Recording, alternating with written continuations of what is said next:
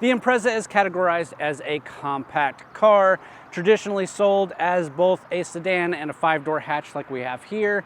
But for 2024, that has changed. So the Impreza is all new for 2024. It's now in its 6th generation, so there's a lot to cover. We get an all new design, improved performance, enhanced safety features, and an updated interior with multimedia features. So as I already alluded to, the Impreza now only comes exclusively in the 5-door hatch. No more sedan version of the Impreza, and you get much more simplified trim levels with a base, a sport, and an RS. What we have here is the RS, top of the line.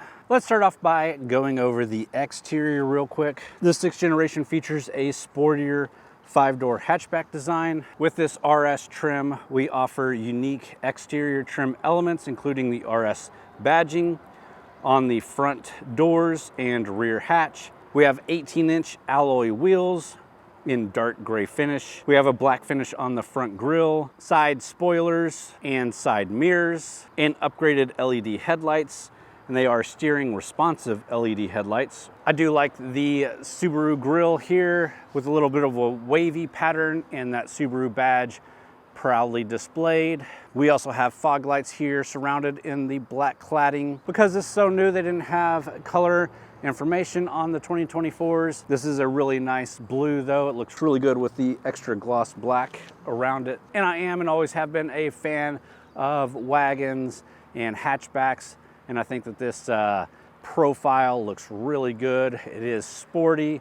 It reminds me a bit of a Mazda 3 look, but that's not bad because the Mazda 3 obviously looks really good and this looks really good. And of course around the back you do have those LED taillights, really unique design in those. The hatch spoiler, we've got the Subaru with symmetrical all-wheel drive badge, and then our Impreza RS badge, and then a little extra cladding on the rear with no real visible exhaust pipes. And taking a look at the overall size here, the full length of the Impreza is 176.2 inches. Wheelbase is 105.1 inches. Total width is 70.1 inches. Height is 58.3 inches. And we have a 5.1 inch ground clearance with a curb weight of 3,171 pounds. And if you think the Impreza looks a lot like the Crosstrek, especially in this hatchback form, you're not wrong there. They do share a chassis and a lot of bits here. Big difference is ground clearance, where like I said, this has 5.1 inches of ground clearance. The Crosstrek has 8.7 inches of ground clearance. And of course you get more cladding on the Crosstrek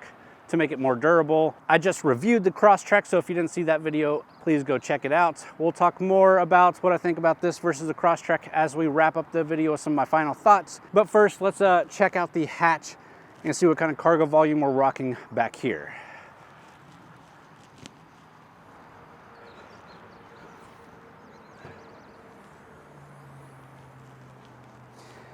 And you can see it's got a pretty good amount of space back here. Talking 19.9 cubic feet of cargo volume with these seats up. You can fold those seats down and get 54.7 cubic feet of cargo volume. And you do get the cover here.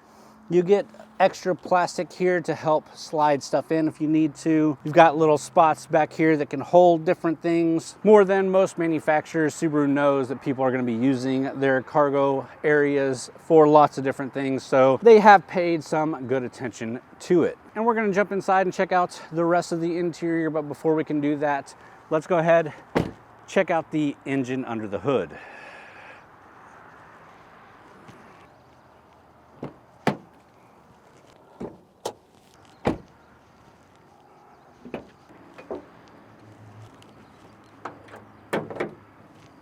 All right, and unlike most vehicles from most manufacturers, the RS isn't just a looks package. You do get a better engine here. Under the hood here is a 2.5 liter, 182 horsepower, 178 pound-feet of torque Subaru Boxer engine. I think it's a really great setup. Driving it is really nice, which we'll talk about as we drive it. But if you're looking at the base or sport trims, you're looking at a 2-liter 4-cylinder direct injection Subaru Boxer engine pushing 152 horsepower and 145 pound-feet of torque. And that's the engine we had when we drove the Crosstrek, so I do have some familiarity with that. Both are paired with a CVT transmission. Take that for what you will. We'll talk more about how that feels as we drive it as well. But before we can drive it, let's go ahead and take a look at the interior, starting with those back seats.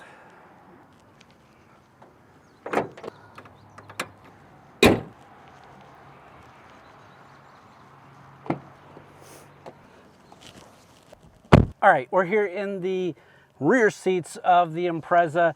And again, if you saw my cross-track review, there's not a ton different in the interior of this vehicle versus that vehicle. This is the RS trim. That was a sport trim, so it is a bit different, but you still get the USB Type-C and USB Type-A charging ports back here.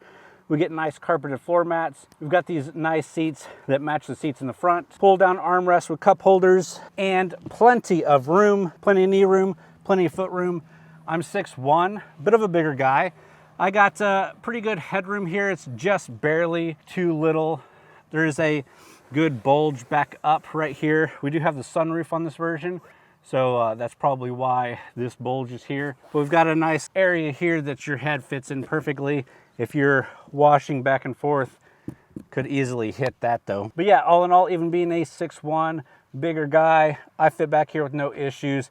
Kids fit back here with no issues. We took the family with me and the wife in the front, 3 wide kids in the back, and they were a bit tight, but no really big issues.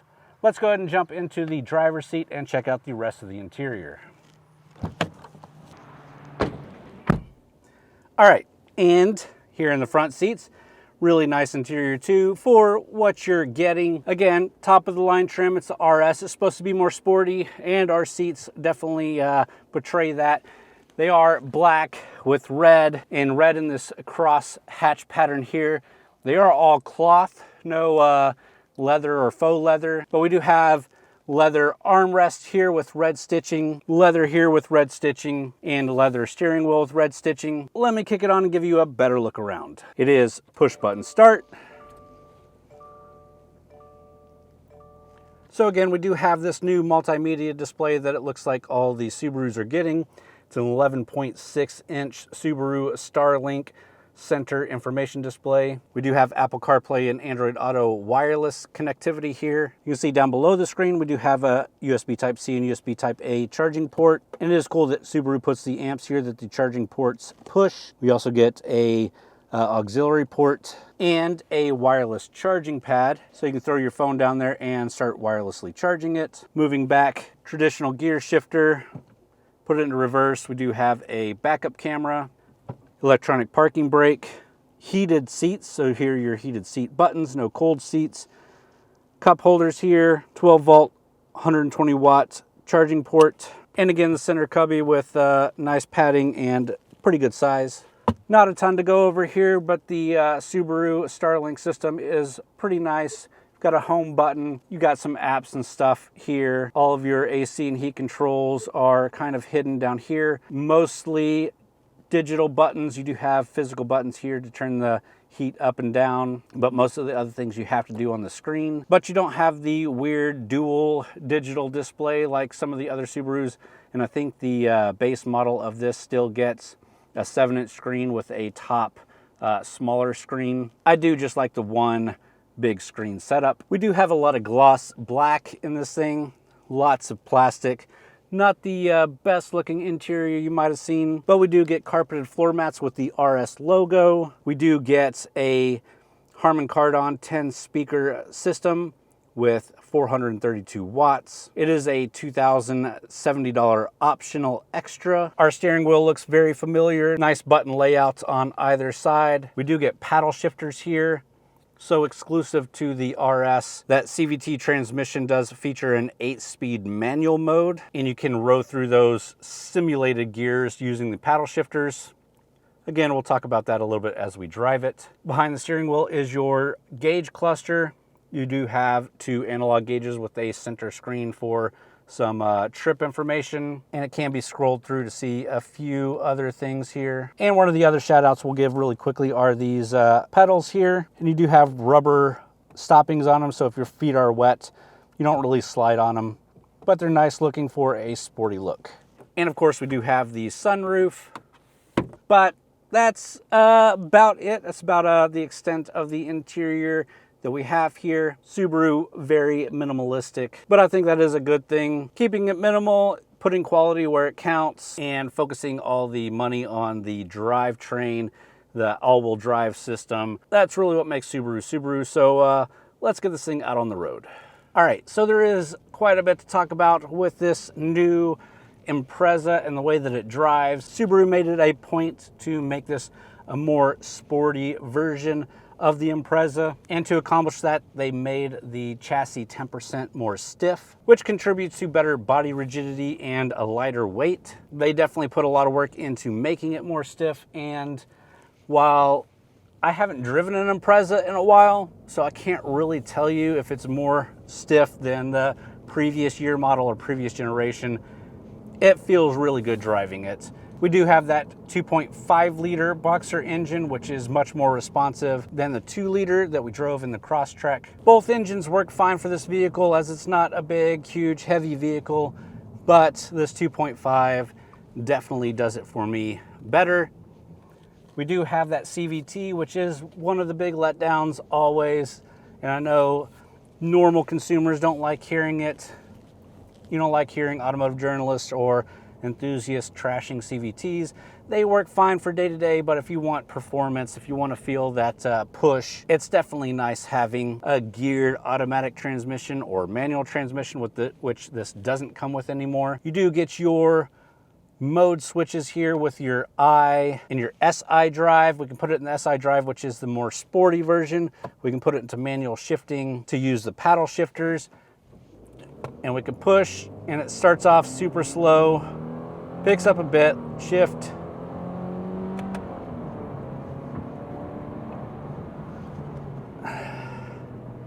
Yeah, it's just not a really sporty feel, which is a bit disappointing, but again, not a huge deal. If you're buying this for a sports vehicle, just know the RS, it feels good. It's sportier than some of the other things that Subaru offers, but it's not going to beat Civic Si or Type R or anything like that. The WRX is where you want to go for more of that. But for day-to-day driving, it is responsive enough to get you out of sticky situations, to pass people in traffic if you need to get up on highways if you need to. It's a smooth, nice, comfortable, quiet drive, which is always impressive that this cheaper feeling vehicle stays still pretty quiet on the roads. And you do have that symmetrical all-wheel drive, so if you're driving in some ice or snow, or it's a flash flood here in Texas and the roads are super slippery, it's going to help a lot. Again, in a low car with all-wheel drive in Texas, doesn't make a ton of sense owning one, but all-wheel drive is helpful in certain circumstances. You're just not going to be taking this thing on trails with its lower ground clearance. Fuel economy is good in this thing, 26 miles per gallon city, 33 highway. During our full week, we've been averaging about 23.1 miles to the gallon, which is decent. We do let it idle more, kind of push it more as we're testing it. We drive a lot more city streets, kind of suburb streets, although I did get up on the highway, go into downtown Dallas, drove it on some of the downtown streets as well, with some good highway mileage. But you should definitely be able to get closer to that 26 or close to 30 if you do a lot of highway driving. But even though it's not a rocket ship out there, it does feel good. It is stiffer. I do like the stiffer chassis, and it does handle really well in corners.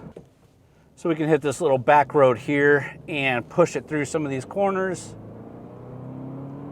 Again, speed isn't impressive, but with the symmetrical all-wheel drive and the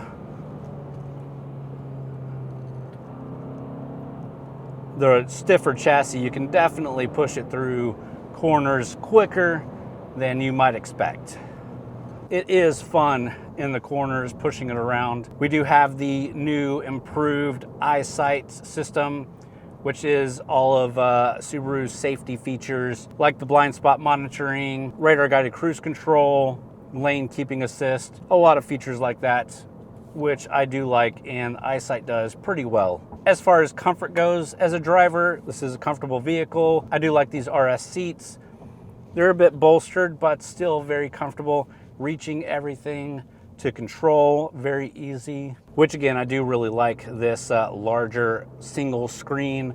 Would recommend getting this over the smaller screen, the dual screen setup. Subaru also just released the pricing on this new Impreza, which bases at $22,995, which is a good price. You are getting that base engine, you are getting the smaller screen, but you still get the symmetrical all-wheel drive. It's still a decent cabin, so I do like that price. This one, the RS, has a base price of just under $28,000. Now we do have a couple of options on here. We didn't get Monroney on this vehicle specifically because it's so new, but the couple of options are just over $2,000. So you're looking almost 30 grand for what I'm sitting in here. And I wouldn't hate on that at all. I think that's a good price for everything that you get. But would I pick this over the Crosstrek? We'll have to pull over and I'll give you some of my final thoughts on that. Let's do it. All right guys, so let me quickly give you my final thoughts on the Impreza. And I did say that I was gonna kind of compare it to the Crosstrek, which we drove very recently. As far as the new design goes and the driving dynamics and everything of the Impreza, I really like it. Really like the hatchback.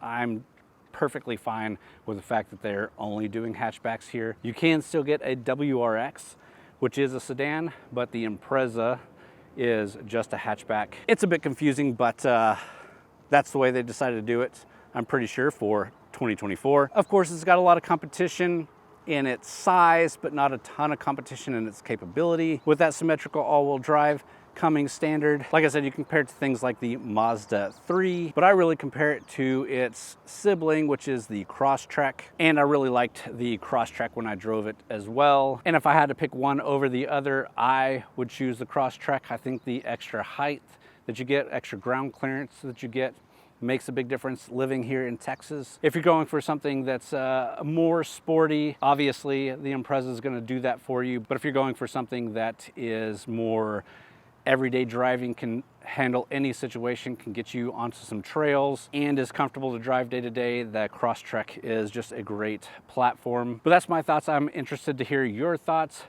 Leave those down in the comments below. Also, go ahead and hit that subscribe button if you haven't already. We do a different review every week, so if you're into car reviews, check out the channel. If there's a vehicle that you're interested in seeing us review, please leave it down in the comments and I'll try to make it happen. There's lots of great stuff coming out, so we got a lot of great opportunities to make some cool content. I just want to know what you want to see the most. Also, go check out txgarage.com, where we do a lot of written reviews as well as event and news coverage over there by a lot of great authors over there. Definitely worth checking out. But with that, guys, that's it for me.